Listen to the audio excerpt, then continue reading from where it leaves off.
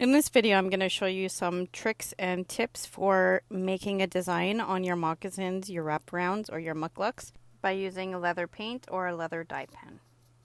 In this video, I'm just using one of our toddler wraparounds as an example so you can have an idea. So with our kits, we have the liners right here, and then this is a leather piece, and you're going to have four what they look like soles, but two are vamps and two are soles, and then your two bottom pieces here. Okay, and then your supplies that comes with the kit. So we're gonna have our sinew here, which we use to sew up, our leather glover's needle, and then the lacing that comes with the kit.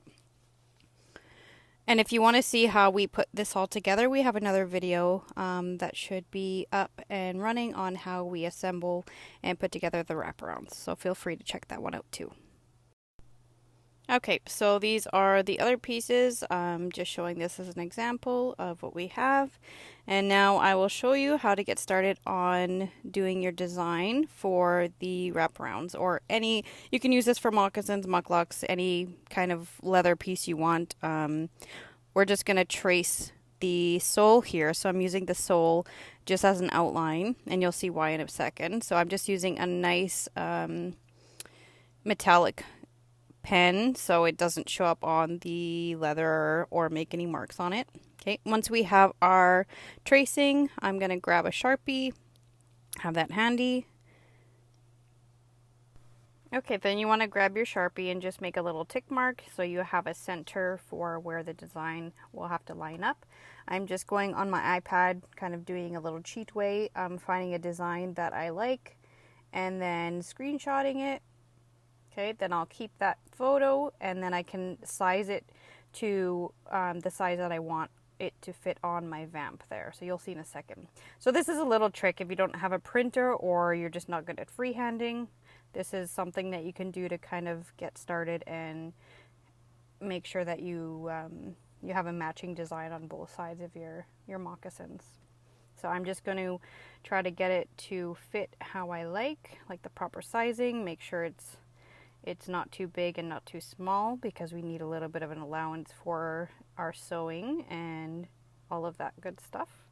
So you can lightly just trace over whatever image you're trying to get to paint on your moccasins. So this one I'm just going to do a bear paw, and I'm just kind of moving it down a little bit so I have more space for the little paw prints. And again, you don't have to trace it. You could just freehand your own if you're good with that. I'm just showing a little trick that I used in the beginning that really helped me. Okay, so once I have my outline, I'm not going to do the claws on it. So I'm just going to freehand those ones. And I'm just going to clean it up so the lines are nicer because I didn't really like the shape of that one so much. I like more of the heart shape. That's kind of my style. And then just clean up those little circles there. And again, if you don't like it or you're not happy with it, you can always do another one or change the design before you get it put on your moccasins. So I'm just going to add the little claws here, just freehanding it. And you'll see after what I mean about me not adding them first. I'm just kind of adding them to see the space that I have where the top of the leather piece will go. But it'll make sense in a moment. So we'll just leave it like that. That looks pretty good. So I'm just going to cut this out so that I have a better view of where it is sitting on my piece of leather. And normally we would cut it out, like if you're cutting out a pattern, you're going to cut it out the whole piece. But for this one, I'm going to show you in a second why we want to trim it down a little bit more so we have a better view of where it's going. See, then we can't really place it properly, so we're just going to go ahead and trim it and cut it down. So I'm just going to trim it quite a bit down so that I have a good view of where I'm placing it to make sure it's centered and I like the positioning. So I'm going to put a little tick mark here so I know where the middle is so I can line it up a little bit better. Okay, so I'm going to put it here and I'm going to see, okay, that's probably a little bit too far down because this is going to fold in half. So my placement to move it up a little bit, and that one looks pretty good. So I'm happy with that one. So this is the trick.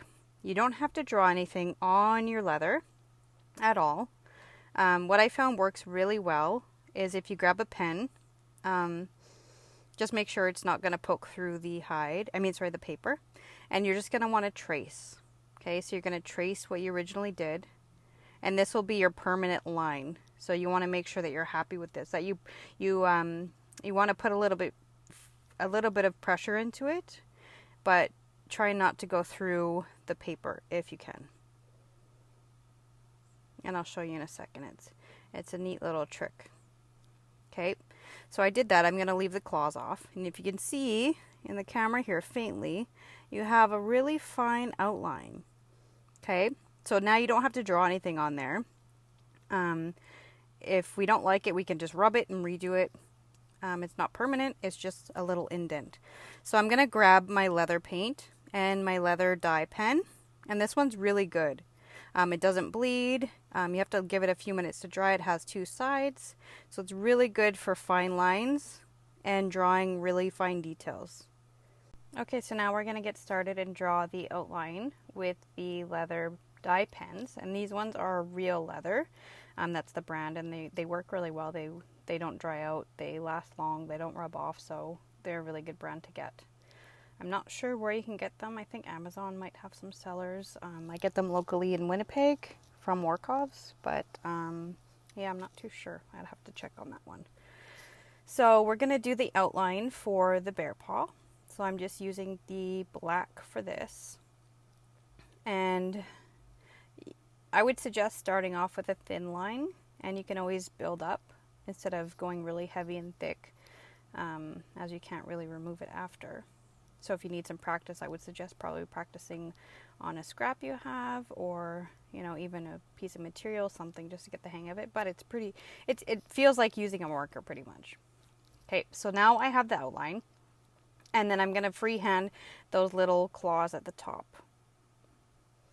Again, you don't have to freehand them. You can also just trace them and then fill it in with the paint pen too.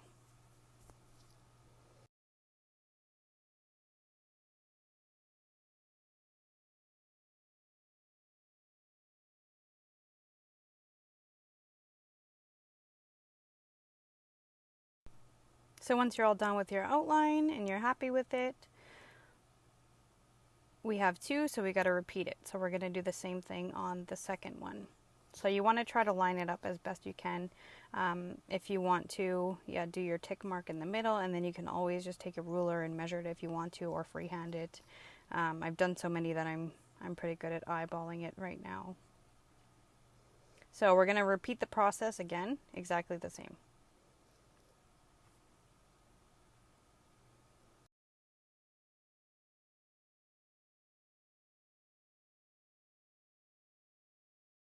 Now we got both of them finished. We're all good. We're going to leave this. We're not going to touch it up until we add some color.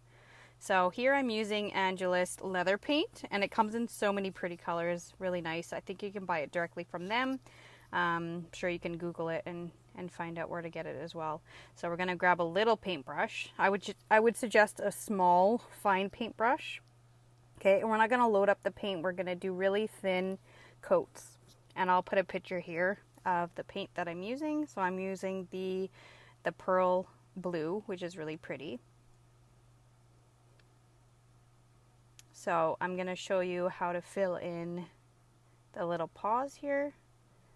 So grab a little bit of the paint, and we're going to just start filling in the empty spaces.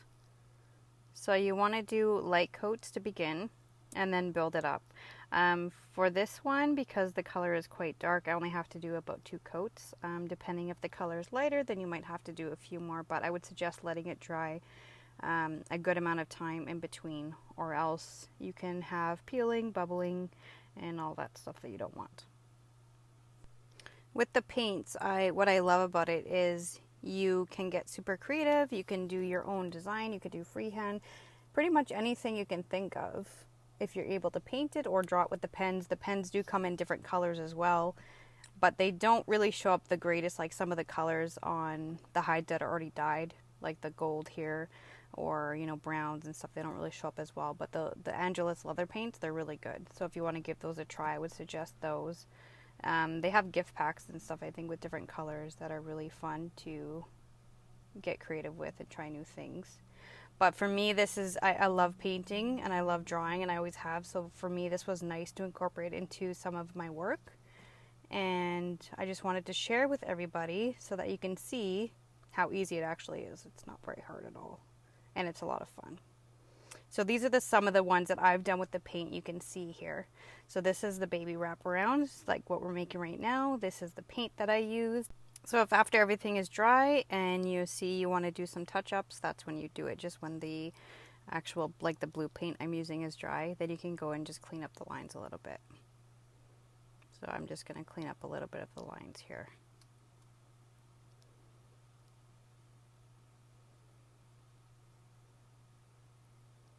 And then you want to give this some time to dry before you actually start working with it.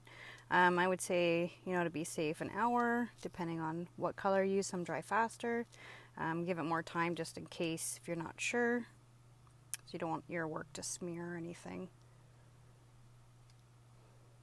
So I hope this helped you to learn how to maybe do some different designs. We do offer the wraparound kits right here on our website. We have the toddler wraparound kit on sale right now for $52.50, as well as a ladies wraparound kit and many more on our website. If you want to check us out, it's Brittany'sHandmadeDesigns.com.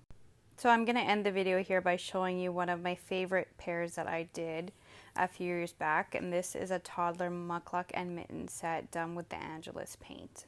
So I hope you have fun creating, and thank you for watching.